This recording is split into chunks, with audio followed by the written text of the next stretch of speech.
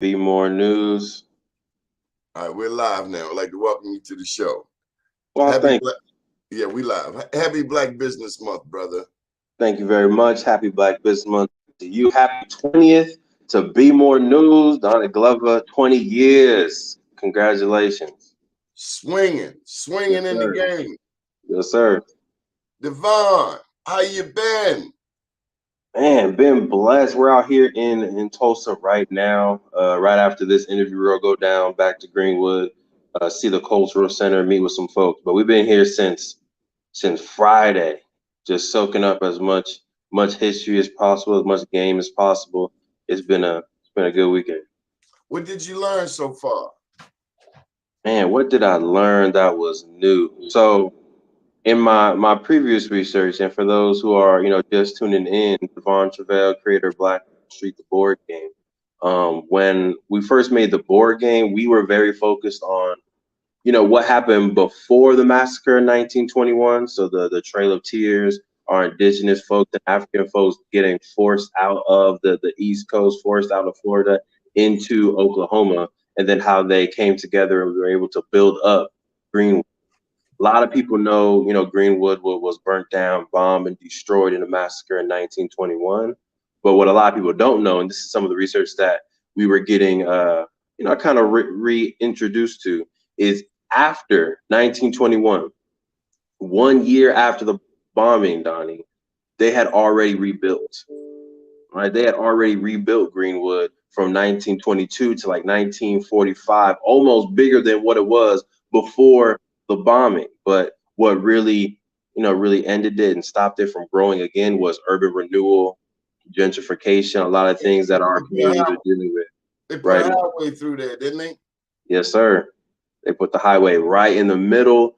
They put a university. They use eminent domain to, buy land or take away land from some of the local folks and put a university, put a highway through there, and some other stuff that really just stopped the growth of Greenwood in the 40s and 50s. Mr. Walter, how's it sound this time? Ah, we missed again. We We missed go again. get it.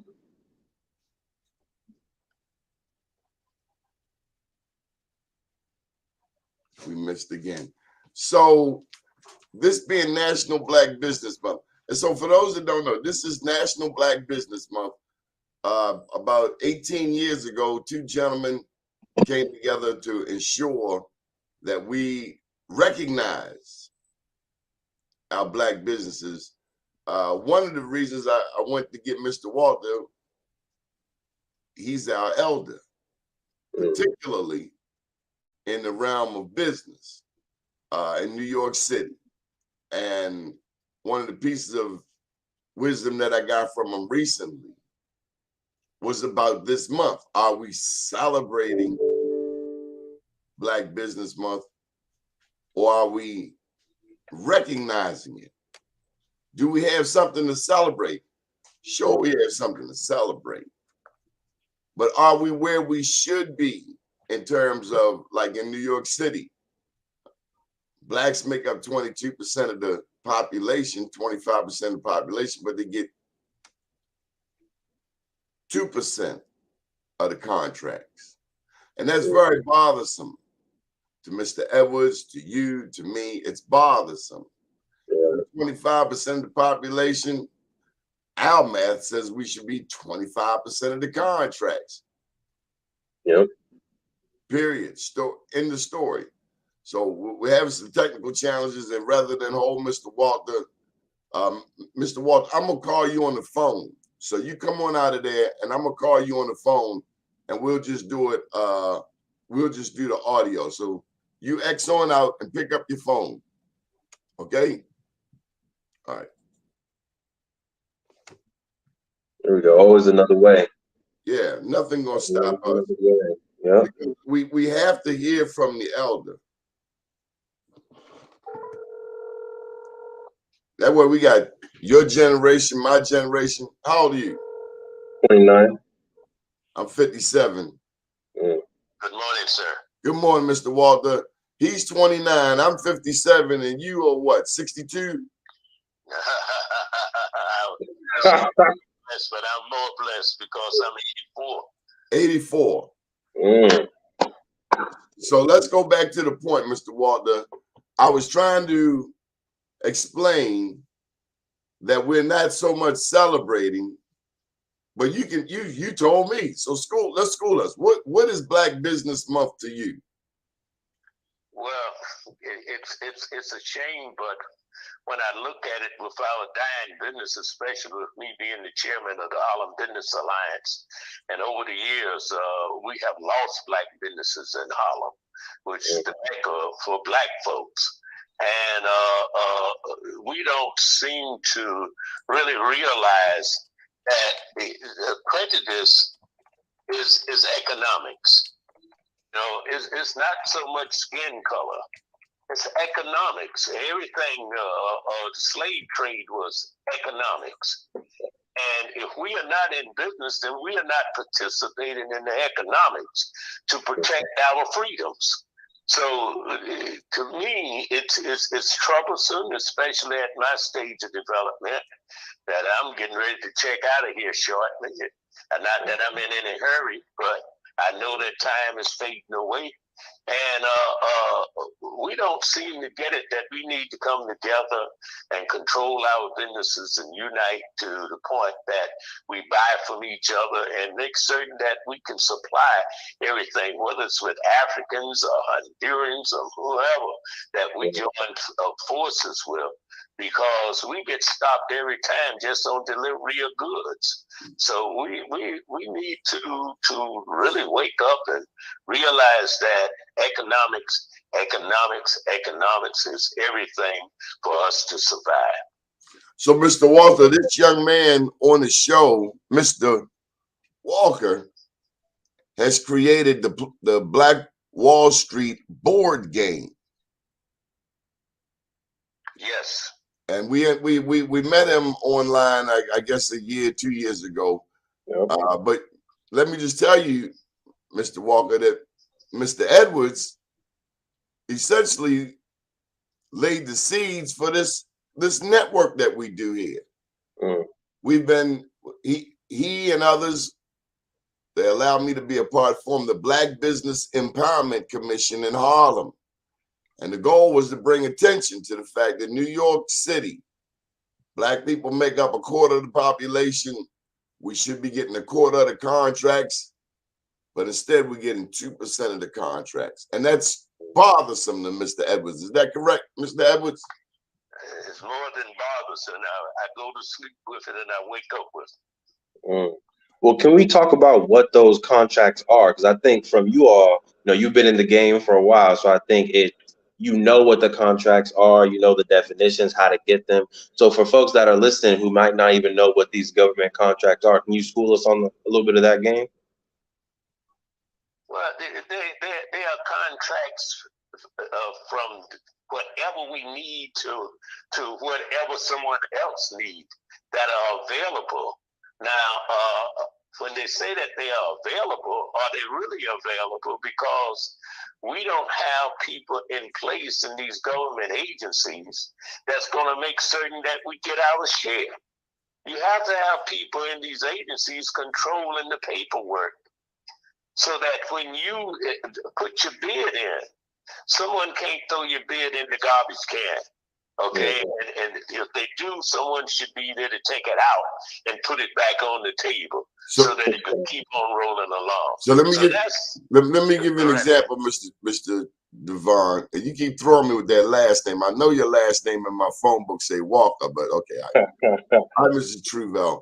For instance, when the pandemic happened, New York City, your city, Los Angeles, my city, Baltimore. The government needs masks. We need masks on the counter when people come in. Hey, pick up your mask. You ain't bring a mask. You're going to New Jersey, pick up your mask.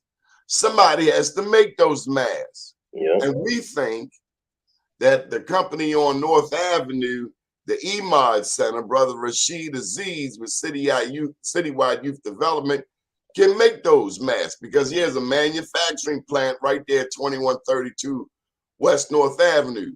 We need him to get that contract.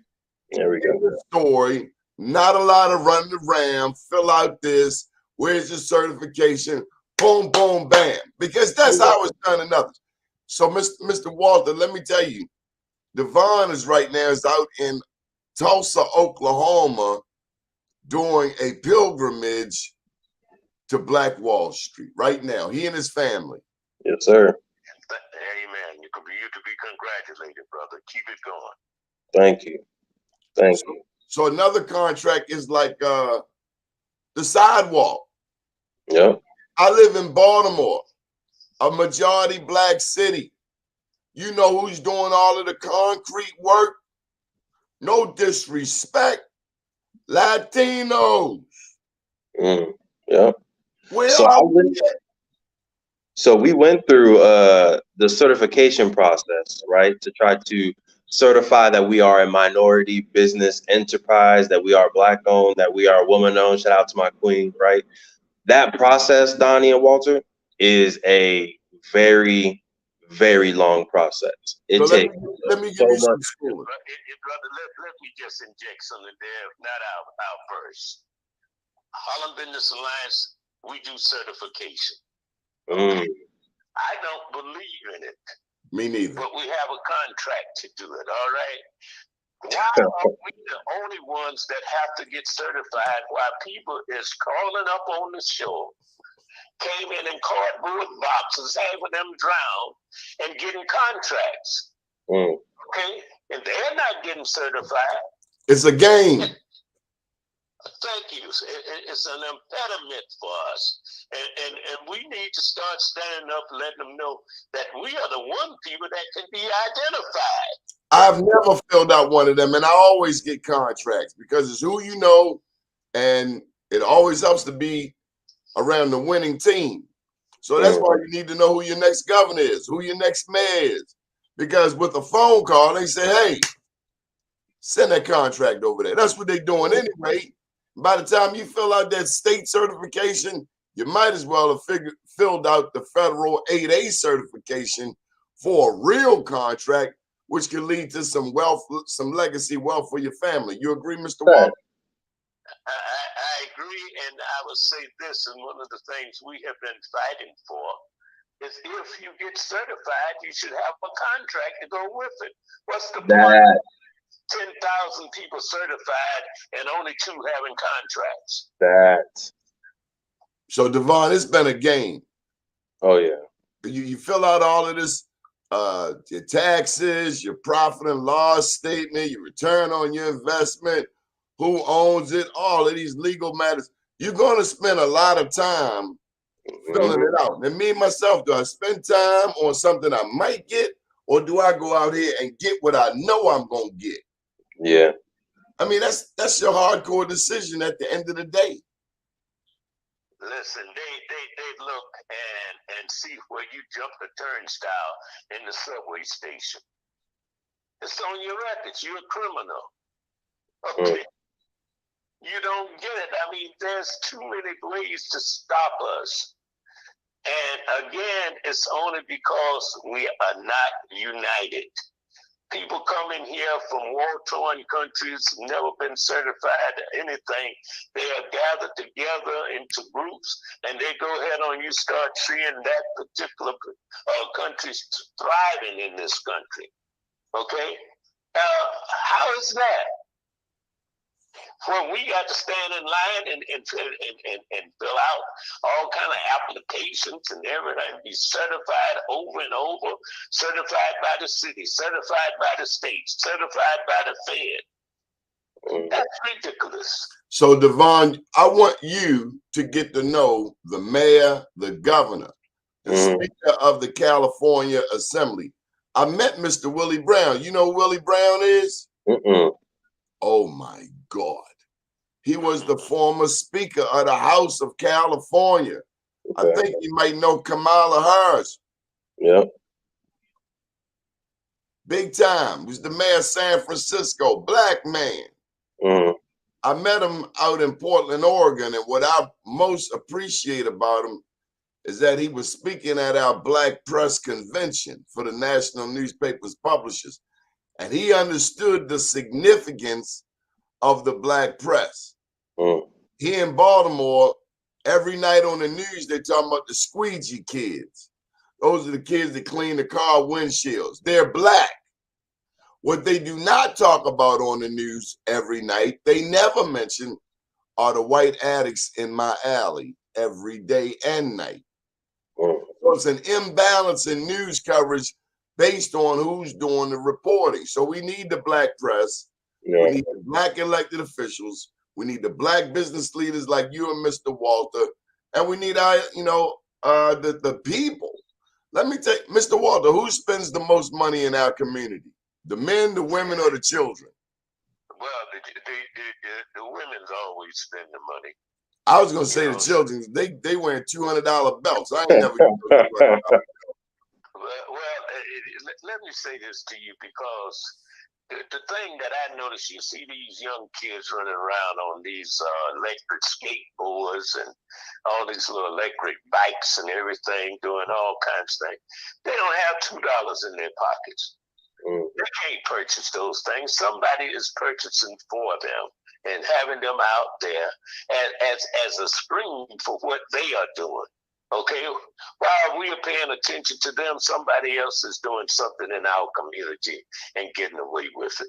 So we need to start looking at these kinds of things, and the parents need to start asking the children, "Where did you get this from?" When I was a child, I did not come in my house with a pair of sunshades or something that my parents didn't know that I had, that they had purchased. So, Let's talk about that. So So I just heard you look at the holistic approach to National Black Business Month. That if we don't have our house in order, Mm. if our children are not in order, if we are not in order with our spouses, if we don't have our house in order, ain't no way we can get our block in order. Mm.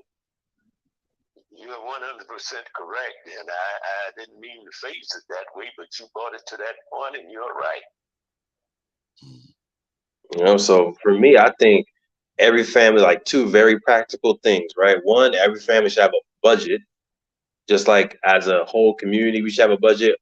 Allocate 30% goes here, 20% goes here, 50% goes here. What is the budget of money coming in and money going out within your household?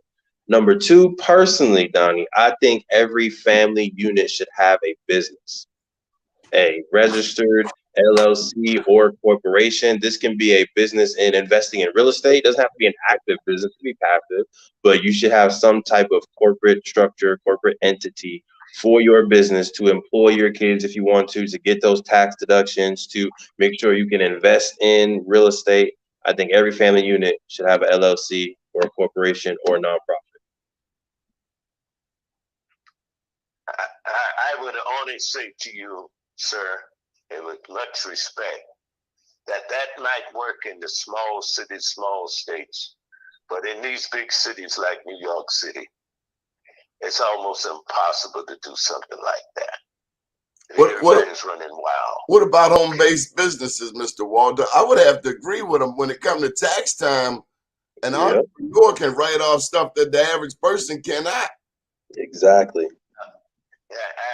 I would agree that it sounds very feasible and possible, but when you're in these melting pots, and that's what it is, it's really a melting pot, and everybody's just trying to survive.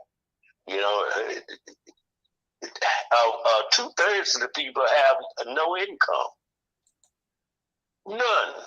They survive by gifts and charities and government funding. Mr. Walter, I see dope. I see heroin and cocaine addicts come up with heroin and cocaine every day. Mm. The best. They are the best. I was told many years ago, when I was saying that they all need to be killed, and my mind has shaken me, Allah find favor in him wherever he is. He told me, he said, "You're looking at our frustrated geniuses. They have tried to be what they have the genius to be, but they have not been permitted to do it. So they are frustrated. And that's why you see that pain emanating out of them getting involved in those things. So that's an illness. How do we heal them? You know, my travels in Africa had shown me that there's no homelessness in Africa, because a family member will always take you in, a friend of the family will take you in. You may be sleeping on a cot or something, but you're not out there in the street. Yeah. We don't want to know each other here. Yeah, and Okie doke. We done took him in before, and next thing we know, he going out the back door without a microwave oven, selling it to the dope man. Well, before we would have kicked him in his behind, and he would never have done it again. But if you kick him in the behind now, the police come and put you in jail instead of them. Same with the children. There was a time you could spank your child. Now you got people talking about you being abusive. No, I'm trying to save his life. The role of a black daddy is to save my child from the police and the correctional officer. Mind your business. Well, I told my children that I'm the first person that they see that has authority over them. Okay? And no one's going to take that authority away from me. Okay? So many of us don't show that authority at all. No, and so kids are just left out there on their own. That's right. Baltimore is like a house full of children with no adult supervision. And then, Mr. Walter, every turn I take, I see people trying to push their sexuality on me. Stop trying to push your sexuality on me. I like girls, women, grown women. Stop trying to, and it's like the only way a brother can get on TV if he's smiling super hard or tap dancing or acting like a girl. Or get on one of 50 Cent shows. Watch the commercials. Why they keep trying to change our sexuality? We like what we like. Watch the commercials. Okay. The same way that they got us eating stuff that we have no taste for because they keep showing it on TV as a commercial. They're doing the same thing with sexuality. Okay. So, you know what?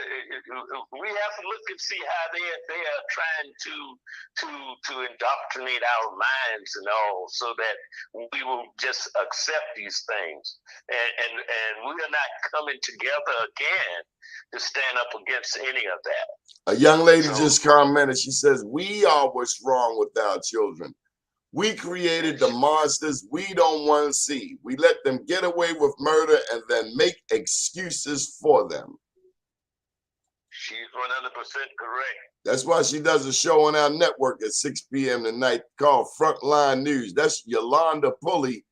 And I haven't brought her to New York with us yet, but she's a soldier, Mr. Walter. She's a soldier. Hey, I would have gathered more soldiers like her. That's all I can tell. In unity, there's strength. Let's talk about that. We talked about the women being in control of the money. What we do not talk about is the women who are running businesses, the women who are making headway, the women who are creating opportunities for others. Tell me about Black women in business, Mr. Walter. Yeah. I go a little deeper than that because from a little child in the South, I seen the Black woman really keeping the family together. I seen the Black woman pulling together a meal when it seemed like there was no food in the house at all. But somehow or another, they would pull together something to feed us. They'd pull together something if they had to make it themselves for us to have clothes to wear. So they have always been the backbone of the family. And it's still that way, and they will come together and start a business in the home, sitting in a chair, and through their friendship, those who they might have went to school together with, and all. And before you know it, they have a little something going where the male ego get in the way, and I'm trying to outdo this one, and he's trying to outdo me, so we can't come together. So no, those sisters, I take my hat off to them. I respect them. I travel with them. All right. Devon, your queen is with you. You don't do anything without mentioning her. I've never seen you do a show where you don't acknowledge your queen. Tell me about the queen. Tell me about the significance of being on the same page with the queen.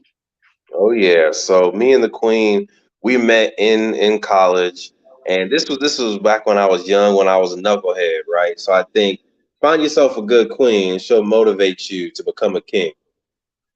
All right, find yourself a good queen. She will motivate you to help make you a king and build your empire. And that's what we've been doing for the past, man, 10 years. So she's really focused on health and holistic health and healing. I'm focused in on economic wealth building. And together we just try to help families on the health side and on the wealth side have their best life. So she's been very supportive. When we first started the board game, she's an engineer by trade, right? So she went to college, she was a chemical engineer. So she was making that chemical engineering money, Donnie. And I started off as an educator. So when we first started off, it was really helpful to have her engineering money coming in to allow us to invest in even launching the board game to begin with, right? And then 3 years later, we were able to have her quit her job full time, and now she works for Play Black Wall Street, and she's doing the invoicing, she's doing the logistics. Whenever we have to travel anywhere, she's getting the flight. So having her by my side, having her lead in some directions has been literally a blessing. We wouldn't be able to build the business we are building now without her intellect. You know, I heard some men recently talk about they couldn't date a woman that makes more money than them. I said to myself, what kind of sucker are you? Nah, yeah, nope. Your ego is bruised because your woman make more money than you. What a sucker.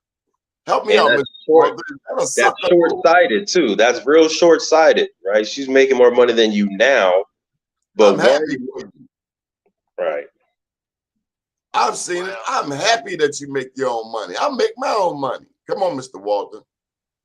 Well, I hate to take it to this level, but in the days when we had very few jobs and things, and you had the pimps in the streets, with the girls working the streets, the pimp was the manager. The woman was making the money, and the pimp was managing it. That's always been the game. That's why the man is the protector.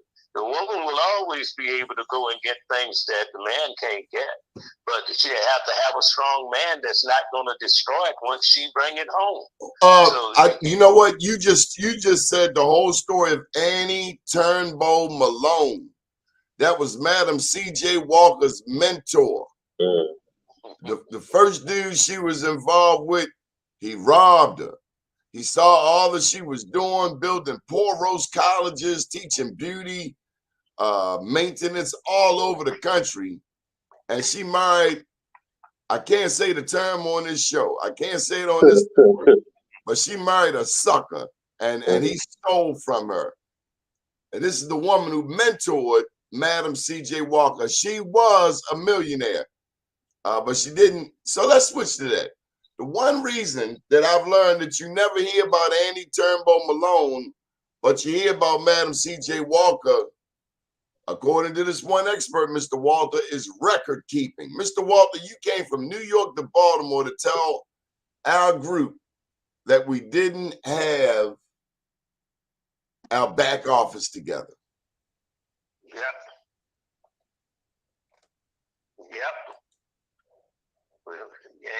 And we still don't have them together, and they don't want us to have them together, because that's why our confusion is. We can't do everything, and we have not come together to where, as the young man said earlier, that the family business, somebody should be keeping the records.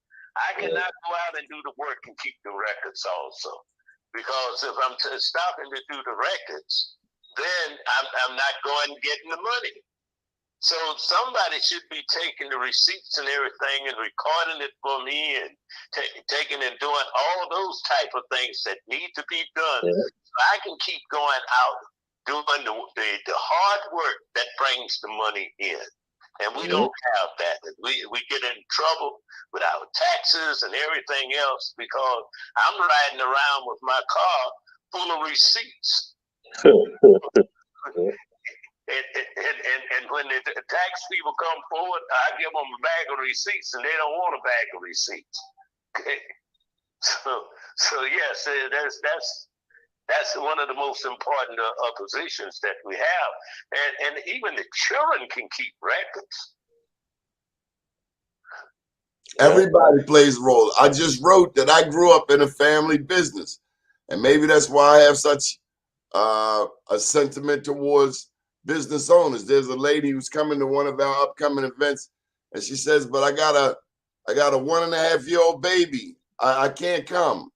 I said, "Please bring your baby." The last event we did up in Harlem, they had babies, and we stopped for the babies. And let me tell you why, Mr. Walter, because the babies are the most important ones in the room. Not us older people. Those babies, and if they got ears and they listening, they 6 and 7, that's who we want to impress upon them. We want to put an indelible impression on the forefront of their medulla and cerebellum and cerebrum. And let them know your people do business, your people love each other, your people look out for each other all over your diaspora. Oh yeah. So that's exactly. Yeah, I wanted to hop in. That's exactly what our mission and vision is. Sorry, is that Brother Walter speaking? Go ahead, finish. Now go right ahead, brother. Go ahead. Right. That's exactly what we're doing with Play Black Wall Street. So when you play the board game, you go around the board, and first off, you're interacting with real businesses from Tulsa's Black Wall Street. Madam C.J. Walker's Beauty Salon, William Dreamland Theater, owned by John and Lola Williams, Uncle Steve's Barbecue, Greer's Shoe Shop. You're landing on real historical businesses. And when a 7-year-old, when a 9-year-old, when a 12-year-old lands on William Dreamland Theater, they have two options.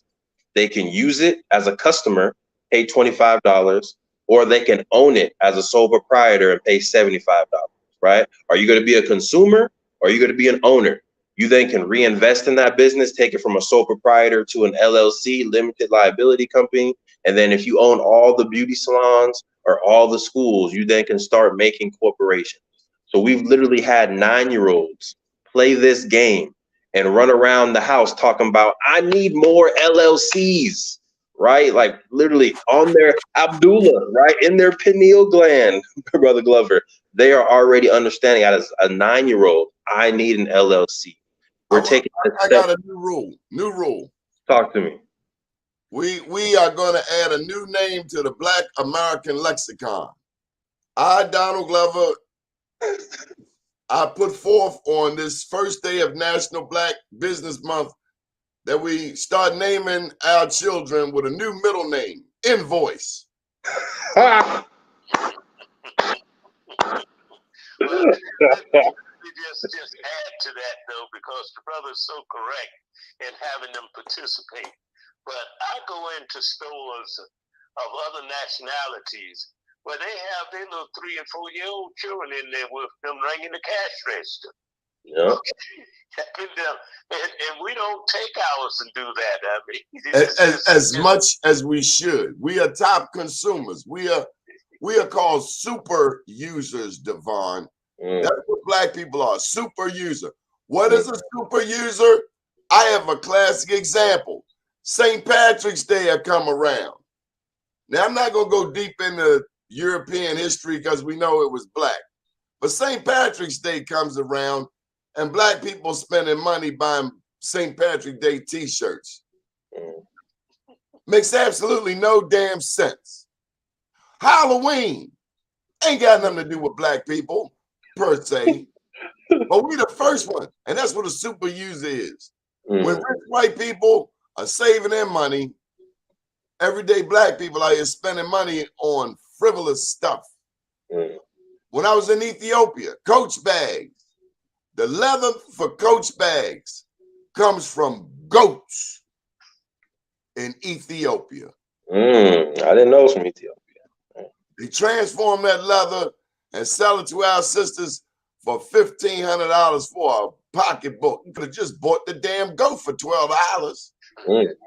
That's why we need to take trips to Africa, right? We go to Ethiopia, we're able to exchange. We can get some coach purses for maybe $100 and then come back to America. Flip it. Oh, you want me to not only build unity in America with black people, you want me to build unity with the whole diaspora, right? That's what Brother Walter was saying, right? The African diaspora. When we talk about natural resources, right? Africa has every natural resource you could ever need. They're not importing things into Africa that they need. It's all exports, right? Whether it is the goats, whether it's the diamonds, the gold, the refineries, the silicone that's in all of our smartphones, all of that is within Africa. So I'm going actually for the first time, Brother Glover. I'm going to Ghana this September. I'm juiced. I'm going to Ghana this September. You was September. going to say you were going to Botswana. Botswana is just above South Africa. They got some of the largest diamond reserves in the world. Everybody look at South Africa, Botswana, politically stable, economically viable, loaded with the diamonds. And while you're over there, look for some black diamonds. You ever heard of black diamonds? Only the movie. They are real. They're real. Okay. I learned that from a sister in California. So, Mr. Walter, what's the future? What's our marching orders? Well, I think first of all, we have to go to basics. Okay. Sometimes we jump too high and don't even know where we're going to land. All right. Because we haven't learned the basics. Everything starts at the foundations, and the foundation is the basic. We got to build that foundation, and a strong foundation, so we can continue growing. And that's where I see that we make our biggest mistake. I say, Mr. Walter, I gotta ask you about this other mistake I think we are making. I think we are getting pimped by the nonprofit industrial complex. We talk about the prison industrial complex. We talk about institutional racism. Tell me about the nonprofit industrial complex. And I gotta say this, I'm 57. I've always seen United Negro College Fund scholarships, but I have never met a recipient. Never. Well, first of all, there's no such thing as nonprofit. What they are saying is that you're part of the government when you become nonprofit, because you're the only one not paying any taxes. Only government doesn't pay taxes. So there you're controlled to do what the government wants you to do, and that the government won't particularly go and do themselves. And for what I see now, they're getting ready to turn the so-called nonprofits over to the billionaires. That's why the Billionaires Club came together, and you see government getting out of nonprofits. So you're going to be controlled by the billionaires then. So no, everything with us should be economics. There's no such thing as nonprofits for us. All right, so give me more of these marching orders. Well, again, we got to come together and do the basics. And until we do the basics, we're going to trip up. We don't have a foundation. I mean, you start building all kinds of buildings, but if it doesn't have a strong foundation, the first rain come along, the first wind come along, blow it down. So we got to build the foundations, and we don't, as my teacher told me, we don't need any more foundations. Really, we need to take those that was here before us and started these, like George Washington Carver. You know, there's a Carver Foundation that is not being used, that it will be recognized worldwide. Go to that family and get that family to give you approval to use that foundation. And build on that, something that's strong, instead of just coming up with ABC Foundation, and it doesn't go anyplace. So we have got to go back to the basics, and until we do that, we're still gonna fall. Devon, your thoughts? Yeah, for me, some of those basics are, one, creating a personal and family budget, right? Just get used to where is money going. Even if no money is coming in, you're spending money on something. So figure out where is money going. Step two, I would say, in respect to Booker T. Washington, everybody has a skill, everybody has a talent. Define what that talent is, right? Whether it is you're on the news, you can speak well, you can make designs, graphics, you're a good salesman, whatever it is that you sell, you can sell anything to anybody. What is your gift? What is your skill? What is your trade? And then step number three is how do you bring that together? Budget, skill, togetherness. Those are my three takeaways. Now, Mr. Walton, we left out a spiritual component somewhere in there. Well, if you don't believe in God, whatever name you choose to call him by, then you don't have any belief. You don't have any foundation. You didn't make yourself. Mr. Walton, one of the people I met out there in California, his name is Michael Carter from Black Wall Street, USA. And he said there would have been no Black Wall Street if we didn't have a definite faith in God. And I mentioned that on this broadcast. I should have mentioned it first because we are evolving as a Black people.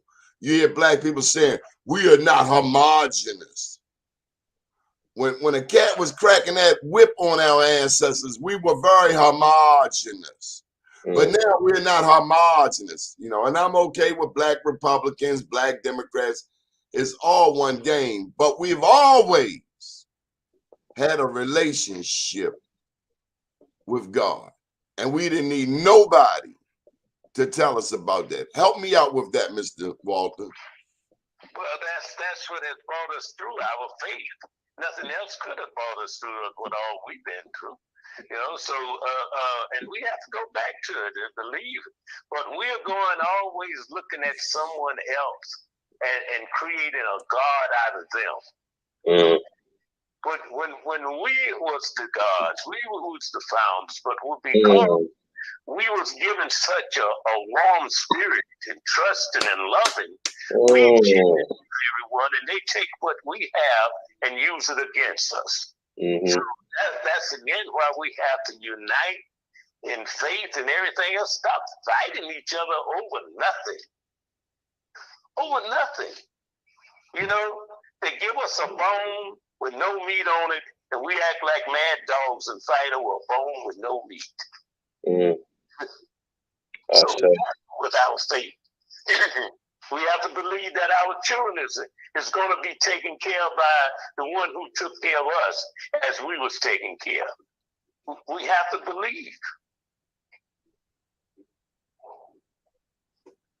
Any people to watch out for in our community, gentlemen? Man, I love what the Earn Your Leisure team is doing. EYL, shout out to Rashad, Choi, the entire team. They're literally making financial literacy, investing, money management fun and cool again. Next weekend, I'm not be able to make it because I'm going to be at another event, but next weekend they got Invest Fest out in Atlanta, and they're just literally bringing people together to talk about financial literacy and talk about wealth. And I think those are some of the forefront leaders within our community. They're not talked about too often, but I think they're doing a lot of really good work. So if you haven't tapped in to Earn Your Leisure, make sure you do so.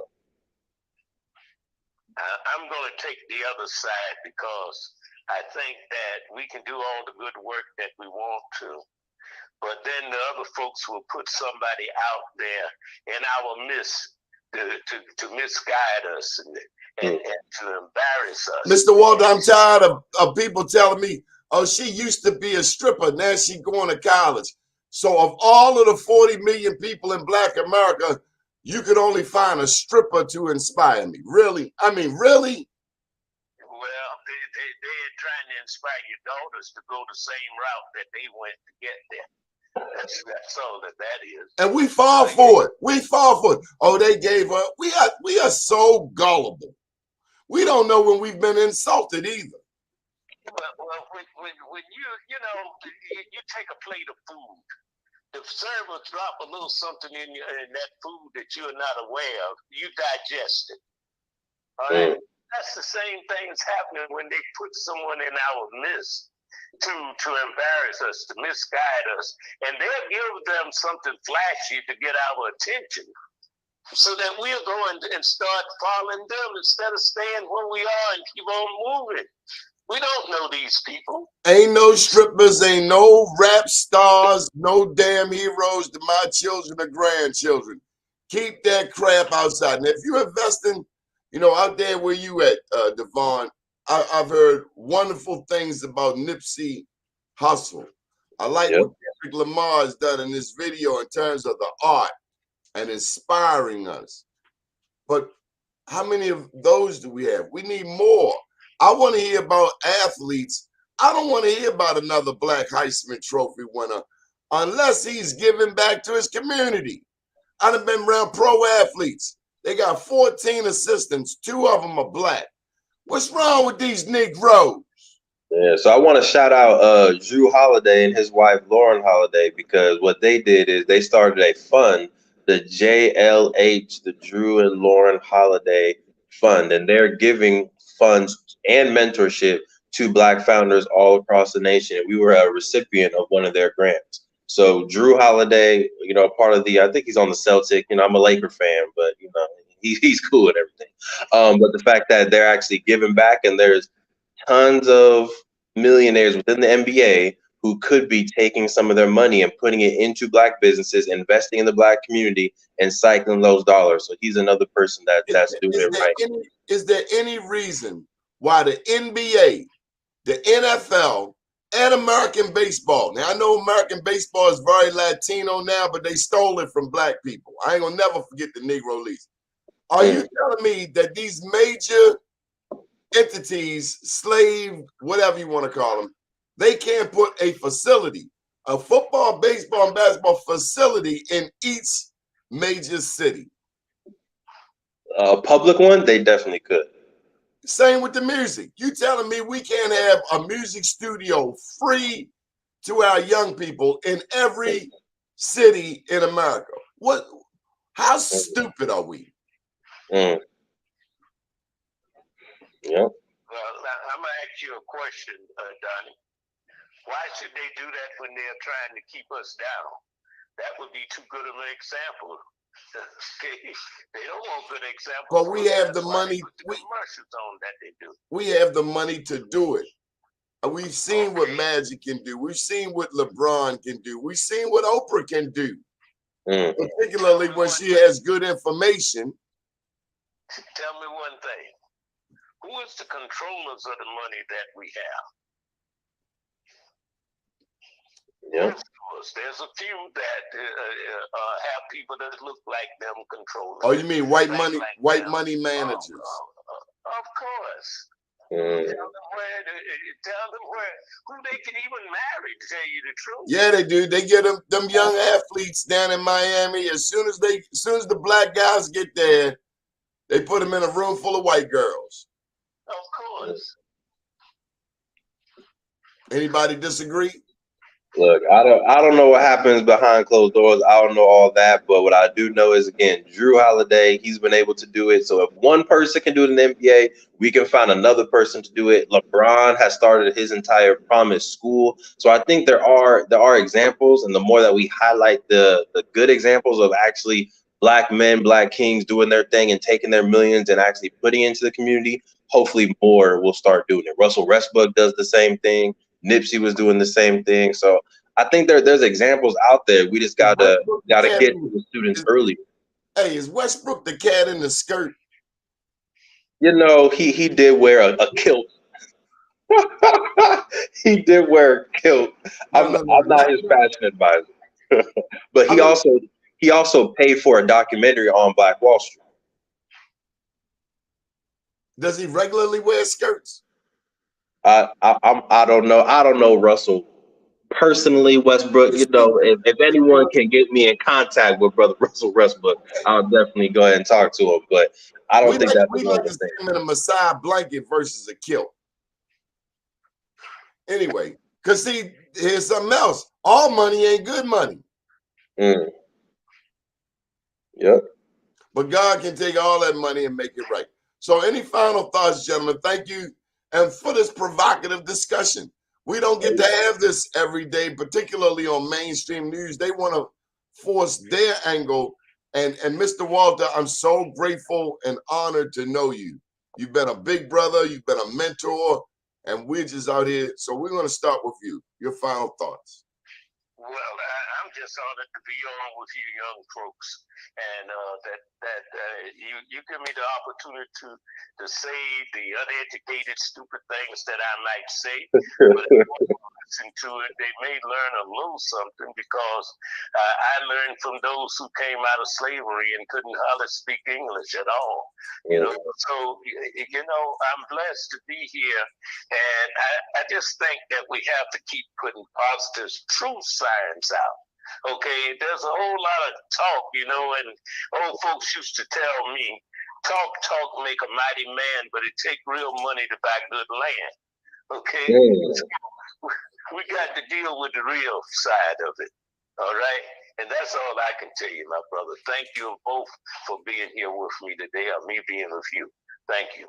Devon Trueville, Play Black Wall Street Game. Tell them your final thoughts for the day. Thank you for joining us. Of course. Well, first off, I need to, next year, Brother Glover and Brother Rondi and whoever else wants to visit, we come to Greenwood every single year. Would love for you all to visit with us. You go ahead and Play Black Wall Street, get connected with us, and we would love to bring a group of people from all over, right? Juneteenth every year, Tulsa is huge. A lot of local folks are here, but we want to make sure that we can bring more business to Tulsa and Greenwood specifically all throughout the year. So definitely stay in contact with us.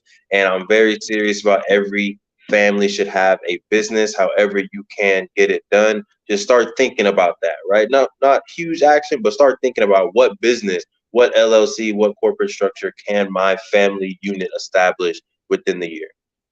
And I want us to keep looking at new opportunities, including crypto. Rondi Griffin has pushed crypto on me, made me learn more and more about the world of crypto. Oh yeah, shout out to Rondi. Hey, if that can get us some freedom, we better study it. Many thanks to all of the people around the country, but I want to thank both Mr. Walter and also you, Devon, for always showing up. Yes, and sir. You help me to do my job. You make my job easy. Thank you for picking up the phone. You know what I want. You know he calling. You might as well just pull out your calendar, just get it ready, because you know he coming with it. We can't do it without you. Right. Happy 20th again. Let's go. 20 more years, Brother Glover. 20 more years. Let's go. I got a grandson and a granddaughter, so my goal is to prep them to make sure this keeps going. Mr. Walter, you want people to get in touch with you, or they can call me? Call you. Okay, good deal. The one and all. That's right. We protect our people. And Devon, there it is. PlayBlackWallStreet.com. Happy National Black Business Month. We're recognizing it so that we can one day celebrate it. Have a beautiful day, everyone. Thank you, sir.